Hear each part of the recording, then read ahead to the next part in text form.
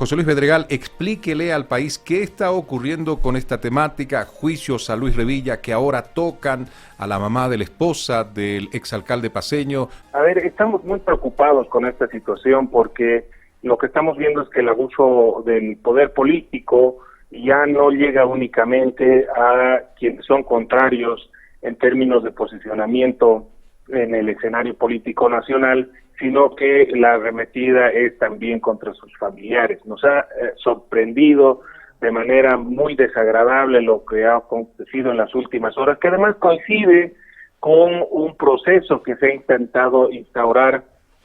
contra Luis Revilla, los miembros del gabinete de la señora Áñez y la propia señora Áñez, por haber autorizado el pago para la reposición de los buses Puma Qatar. Imagínense cómo el Estado puede perseguir a los funcionarios públicos que lo que quieren es devolverle un servicio de altísima calidad como es el de los Pumas a los bolivianos que viven en La Paz, y por eso han intentado iniciar un nuevo proceso que la Fiscalía lo ha rechazado. Pero paralelamente comienza este tipo de acusaciones contra la madre de doña Maricruz Rivera, que es una señora mayor, es una señora de la tercera edad, es una persona viuda, es una mujer viuda. Recordemos que su esposo, un connotado ingeniero constructor de Santa Cruz de la Sierra, falleció en un accidente cuando se derrumbó una construcción donde se lo había convocado a él al ser un perito para tratar de salvar esa estructura que estaba colapsando. Lastimosamente, en ese hecho perdió la vida y fue en ese momento que la señora madre de Maricruz quedó viuda. El patrimonio que tiene ella es el resultado del trabajo de su familia, el trabajo de su marido, el trabajo de la familia de la señora, etcétera, etcétera, y por supuesto desarrolla actividades para garantizar su subsistencia. Entonces, en este sentido, realmente nos parece indignante que se la haya detenido, que se la presente enmanillada, que se la traslade a la ciudad de La Paz. Realmente es desproporcionado porque se tiene que respetar la Constitución, primero, presumir la inocencia de las personas, eso ya no ocurre en Bolivia, y por otro lado tenemos pues a la gente vinculada al movimiento al socialismo que se campea por las calles haciendo gala de esa impunidad a pesar de estar metido en una serie de actos de corrupción, etcétera, etcétera. Y para terminar, y no ir muy lejos, el propio implicado en la quema de los buses Puma Qatar, ¿y dónde está en este momento? ¿Está detenido? ¿Está investigado? No, está en las calles, ¿no? Está en las calles gozando de la impunidad que le da el poder político, y por otro lado estamos viendo cómo se persigue a las familias de estas personalidades, como en las épocas de las dictaduras, y esto ya lo hablaremos enseguida. Valdría la pena tal vez hacer referencia en este momento a los cargos que están pesando sobre Luis Revilla, porque recordemos también, él se ha declarado hace ya bastante tiempo en la clandestinidad. Así es, bueno, llegaron a ser casi una treintena de cargos, todos sin pies ni cabeza. Estos casos específicos del bus Puma Qatar, hay que recordarle a la opinión pública que fueron revisados, fiscalizados por el Consejo Municipal, con una importante presencia de concejales del Movimiento al Socialismo, la Contraloría General del Estado, que todos saben está absolutamente controlada por el MAS, con un contralor interino que ya ha vencido con creces la legalidad de su permanencia, con diputados y senadores que permanentemente han convocado al ex burgomaestre paceño a presentar informes en la Asamblea Legislativa Plurinacional, y por el propio Viceministerio de Transparencia, que está de más decir que por supuesto opera en función de los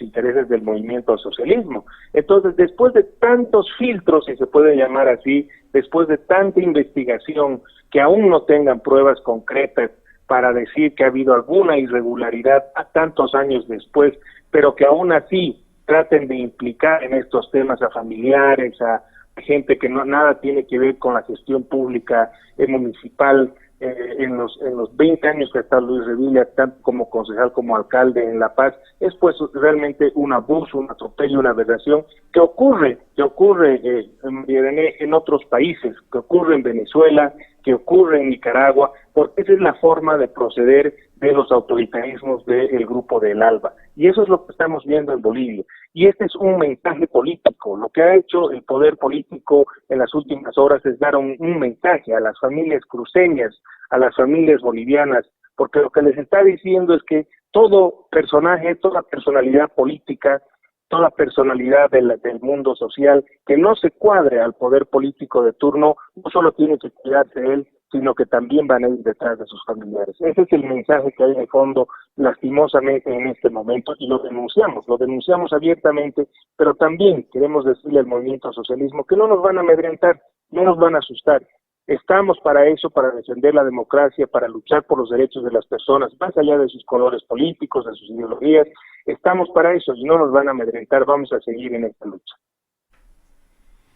¿Qué riesgos se tiene en la audiencia de medidas cautelares? Se habló de la realización en esta jornada, se tiene ya un abogado. Y esto del traslado de Santa Cruz a la ciudad de La Paz, que en muchos momentos se ha observado,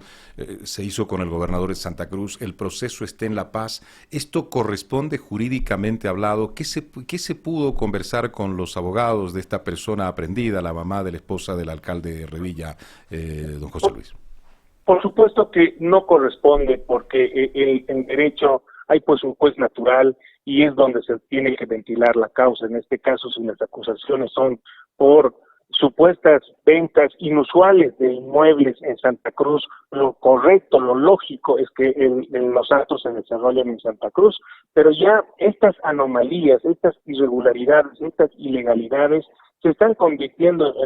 en una cotidianidad que se ha normalizado lastimosamente, y el mundo jurídico ya no se escandaliza, ya es una raya más al tigre lastimosamente, pero que muestra cómo el Poder Judicial, el Ministerio Público están ya totalmente fuera de sí, están en absoluto control del poder político, hacen lo que sea sin respetar las normas, no se respeta el debido proceso, no se respetan las leyes, la Constitución, se hace lo que sea, porque en el fondo no se busca justicia, en esto hay que tener claridad, no se está buscando la verdad de los hechos, no se busca reparar supuestos daños, lo que se busca es amedrentar políticamente, y por eso se usa de mala forma la justicia, porque no es que estos operadores, los fiscales, no saben qué es lo correcto y qué es lo incorrecto, si bien hay bajísimos niveles de preparación, y eso también hay que señalarlo, los actuarios, los fiscales, son gente que no se destaca precisamente por su gran capacidad o por haber descollado en la universidad o en su carrera profesional, con honrosas excepciones, claro, hay que decirlo, pero en su gran mayoría no son precisamente gente que haya destacado en su carrera profesional, pero sí tienen un común denominador, están muy vinculados al poder político, y es por eso que se cometen estas irregularidades, y ya pareciera que son normales y tenemos que aguantarnos. No es así. Va a llegar un momento en que tengamos todos los bolivianos que mayoritariamente tomar decisiones para recuperar el curso de la democracia, el carácter republicano de nuestro país, que implica la independencia de los poderes, porque si no hay independencia de poderes, estamos diciéndole sí al totalitarismo y vamos a tener presidentes que creen que son jueces, son fiscales, son legisladores y también son ejecutivos, y eso pues ya lo hemos dejado atrás, y los bolivianos no vamos a permitir que esto siga por este camino tan